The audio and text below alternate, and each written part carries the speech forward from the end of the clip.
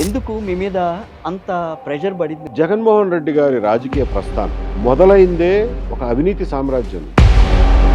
MP ticket కోసం ఆయన వివేకానంద రెడ్డి గారి మీద చేయి చేసుకునే స్థాయికి వెళ్ళడం కానీ. సో ఇటువంటి శక్తుల్ని రాజకీయాల్లో మనం ఎంకరేజ్ చేయకూడదు. Their intentions are not so evil and criminal. మరి ఎన్ని ఇంటెన్షన్స్ ఉన్నప్పుడు ప్రజలకు తెలియవా ఆయన ఇంటెన్షన్స్ గురించి? వైఎస్ జగన్మోహన్ రెడ్డి గారిని వేలెత్తి చూపిస్తున్నారు తప్పించి మిగతా వాళ్ళని ఎవరిని కూడా వేలెత్తి చూపించట్లేదు అనేది.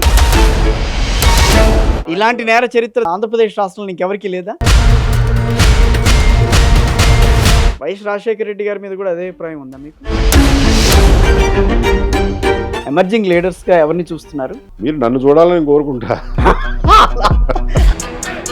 ఆర్ఆర్ఆర్ గారి కూడా వ్యవహారం కూడా మీకు తెలిసే ఉంటుంది కదా. లీగల్ ఇంటర్వెన్షన్ లేకపోతే, హైకోర్టుని సుప్రీంకోర్టుని రాత్రి తలుపులు తట్టి ఉండకపోతే